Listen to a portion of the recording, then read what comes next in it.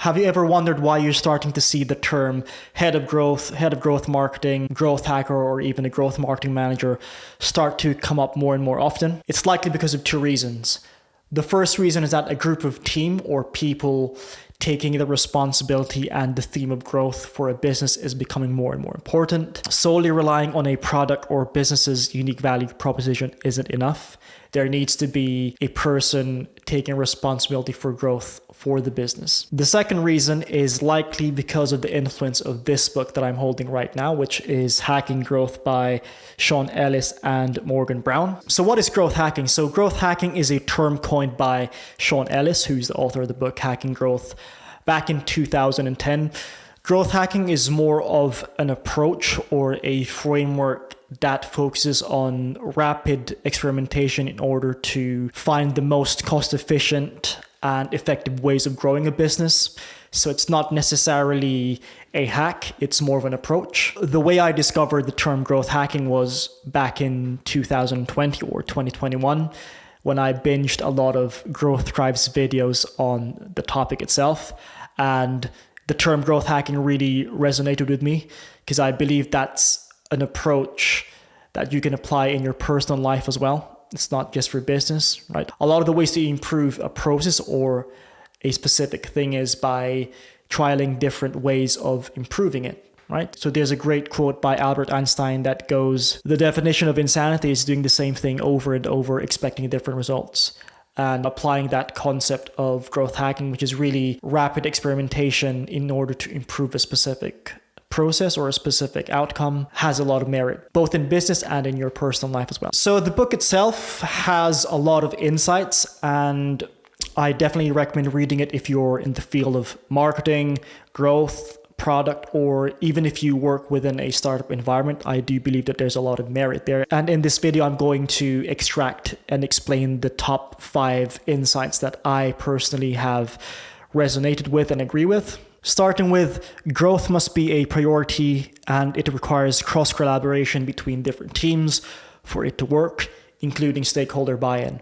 So in the book, it emphasizes that growth isn't a singular responsibility. It really should be a unified responsibility between the different teams of the business. And having a dedicated person or a dedicated team in helping unify that responsibility is of importance.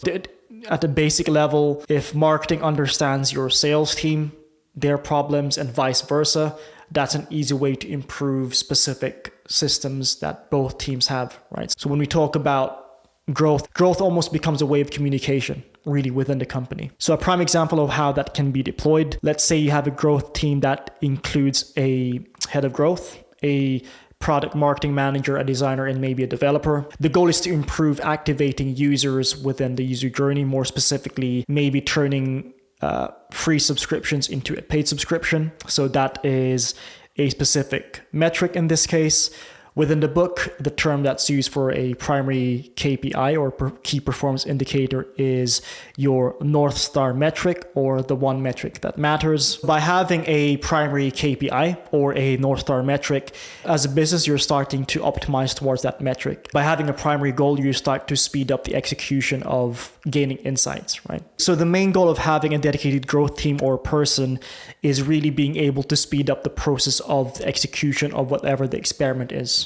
If you don't have a growth person or team that's really taking ownership of the cycle of experimentation within the company, it's a lot harder and a lot slower to gain insights. And if it's a lot slower to gain insights, improving is a lot slower as well. So going on a tangent here, a lot of businesses and a lot of startups still don't discuss the theme of growth hacking or rapid experimentation.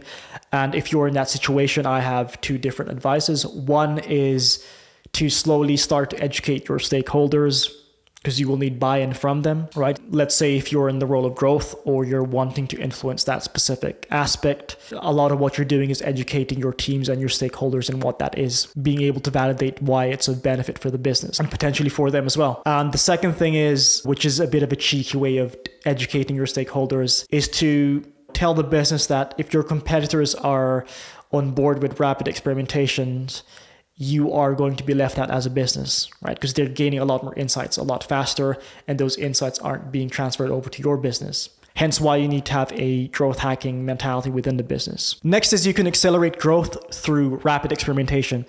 Very correlated to what we've said previously, being able to deploy rapid experimentation, not just in marketing, but as well as in other areas of the business like sales, product, and I'll give examples of how you can deploy that within those functions, is of value. This point isn't just about experimenting. The book emphasizes the speed of execution for these experiments. What you don't want is a list of rapid experimentation ideas that isn't executed. They're just ideas at that point, which doesn't hold much value.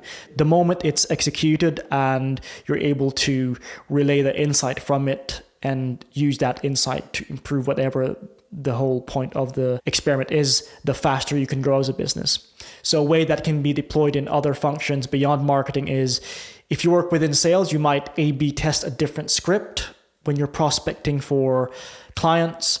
If you work within product or you're a developer, you might want to A/B test different messaging. You might want to A/B test a different color for the call to action button. Or even if you're the founder of the business, you might want to highlight a specific product feature that isn't promoted too much, and starting to evaluate whether a specific product feature is of interest for specific segments of users. So the cycle of growth is actually a lot simpler than most would like to admit. It's idea, test, results, insight, application, and then repeat. Like I said previously, if your business isn't quite in that mode of learning, or maybe they don't quite get the growth hacking approach or mentality, the first step is really to educate them in the benefits of it. And then the second thing, like I said, is to tell them that if our competitors are having a growth hacking mentality, we will lose out in the long term, because they will gain more insights a lot faster than we are as a business.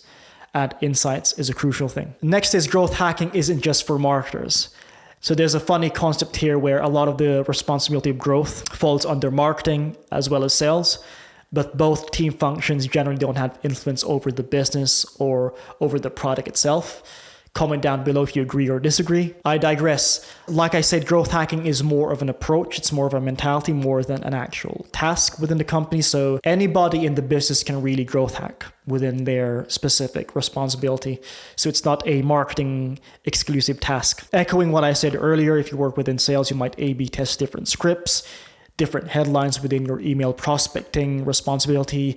If you're a developer, you might A/B test different ways of improving the user journey, so on and so forth. To close off the chapter, I believe that a lot of the responsibility of growth falls under marketing, just because there's a lot less friction in deploying experiments within marketing channels.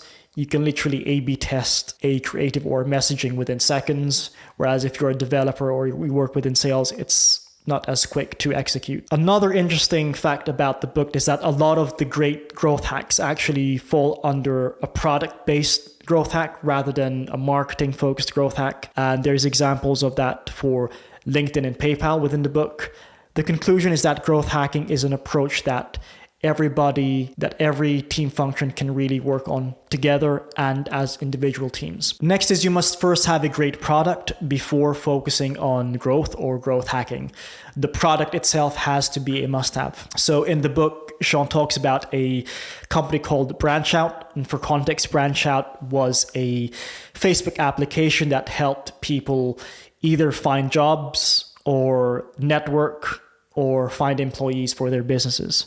And if you remember back in the early days of Facebook, let's say 2009, Facebook did highlight a lot of different applications and even games within the platform. Long story short, Branchout was able to find a growth hack or a Facebook bug where if a user installs Branchout, the application, that same user can actually refer the application to 50 other users. The problem is, even though Branchout was able to scale their user base from 4 million all the way to 25 million users in just 3 months, a lot of the users that installed the application soon realized that the product was empty. It was a blank slate. There wasn't really much that they could do with it.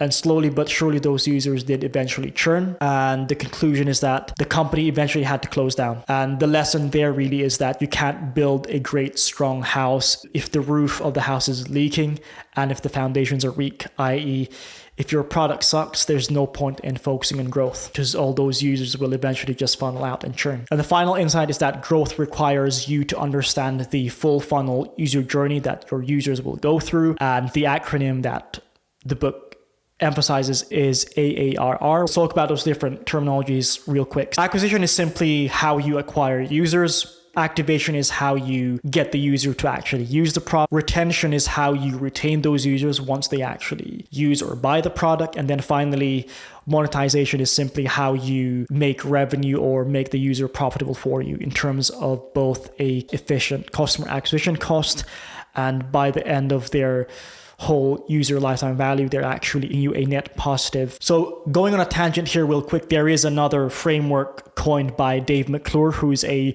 Silicon Valley investor and entrepreneur, called the Pirate Metric, which acronym goes by A.A.R.R. And I prefer the added extra A at the beginning of the acronym. So the acronym now stands for A.A.R.R, which stands for awareness, acquisition, activation, referral, retention, and then revenue. So the main point of the framework is really to understand the full user journey. And the great thing about having a growth person or growth team is that you're able to unify that whole user journey and more so improve that user journey. And like I said earlier, a lot of the role of marketing, or even in the case of sales, is really influencing someone to go from point A to point B, and then point B to point C, and so on and so forth. And fundamentally, that's what growth really is, right? You're improving a metric, and the way you improve that metric is by influencing aspects of improving the metric. So what's your take on the term growth hacking?